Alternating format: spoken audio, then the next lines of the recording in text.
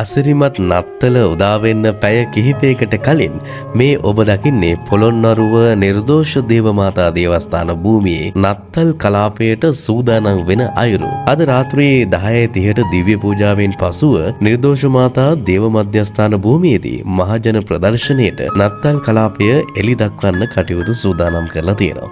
ඉතින් අපි ගියා මේ නත්තල් කලාපයේ සූදානම කොයි වගේද කියලා බලන්න ලස්සන ගවලෙන් ජේසුස් ක්‍රිස්තුස් වහන්සේ සිහිවෙන්න බොහෝ දේවල් නිර්මාණය කරලා තිබෙනවා. ලස්සන නත්තල් ගහක් බලා ගන්නත් ඔයාලට පුළුවන්.